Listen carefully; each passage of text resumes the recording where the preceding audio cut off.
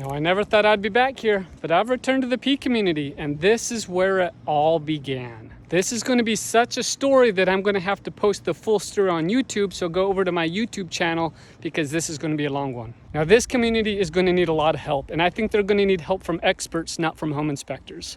There is a lawyer that is suing the biggest builder in the country down in Chandler. And I think this community needs to reach out to that lawyer. That lawyer is going to have a special team of experts, and they'll even do invasive inspections on those homes. Now, let me first show you this home, and then I'm going to give you a story of the community. Gas furnace. And who cares about proper clearance? Let's just rest it right up against the trusses. The brackets come this way for a reason. Well, this is the dryer vent that's screened and completely blocked. Oh, Cy, but how do you know that's the dryer vent? Trust me, I know. Here's our damaged truss member with the single scab. Now, I've always seen a double scab required, but it's not my call to make. The builder needs to have the appropriate documents with the engineer's stamp explaining how this is supposed to be repaired.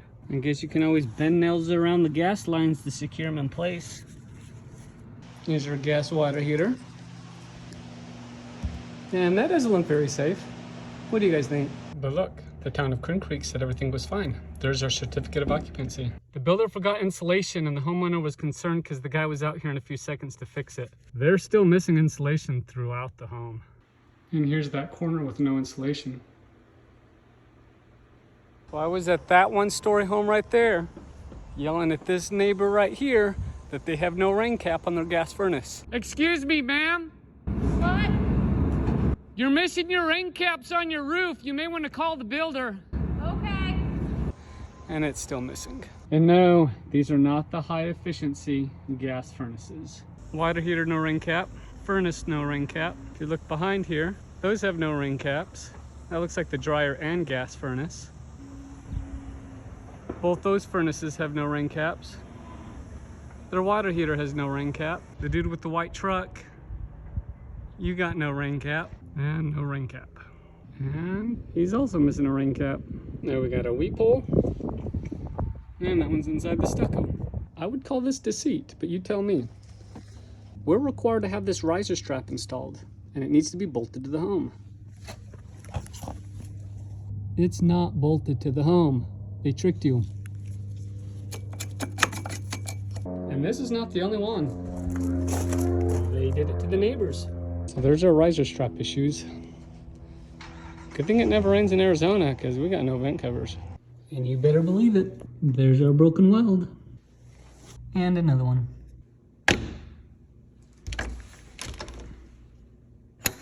Now our welds are broke, so of course our showers are broke too. But wait, there's more. The tub's also broken. If you look really close, you'll see the shower pan is also cracked. It's a very small crack coming down here, and you can see it right there. And you better believe it, that should be cold, but it's our hot water.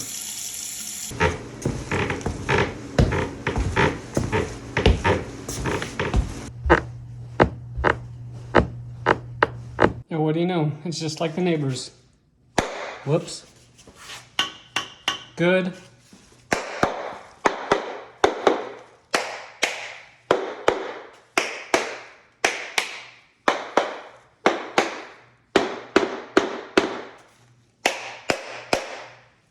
Bad. That too.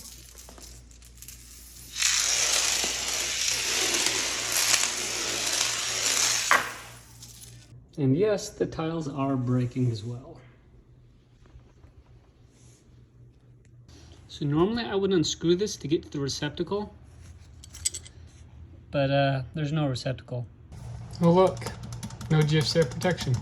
Quinn Creek's now on 2020, but this home was most likely on 2017. No GFCI at the laundry and no arc faults at some of the kitchen areas.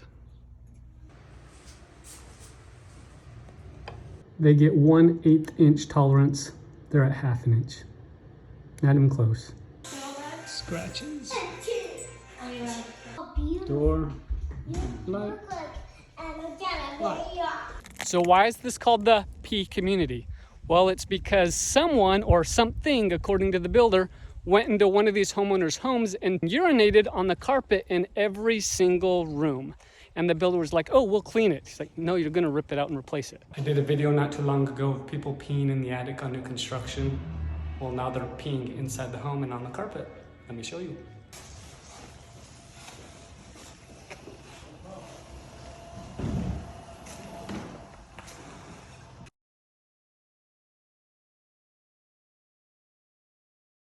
The other neighbor, the builder was going to sue them for $1,000 every day they did not close, even though the home was not completed and had several violations.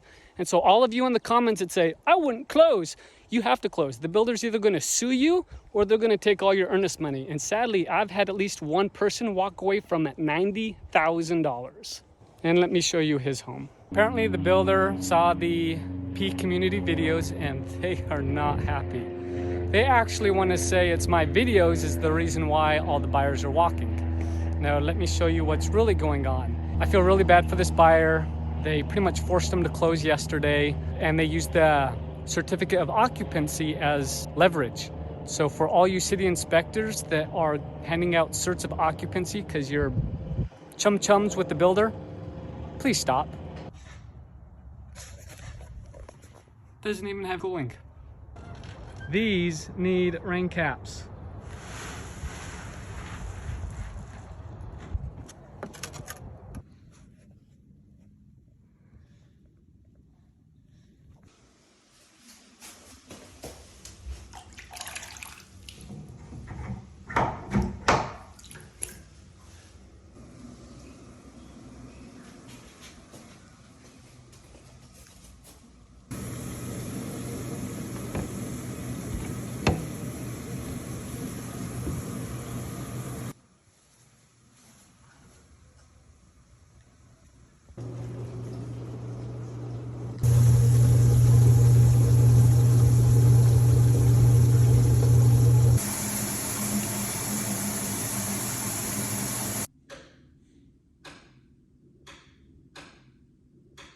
These are also on the half hop.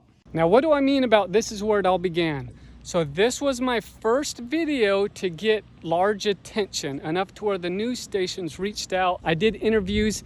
Basically, if it wasn't for this community, I wouldn't have over 850,000 followers across all 4 platforms. I also wouldn't be booking 14 months out. So thank you. Please, if you're out here in this community in Queen Creek, you all need to band together. You guys need to get an expert that's going to protect you. You probably even need to reach out to the building safety division and show them what is going on in this entire community. Get help.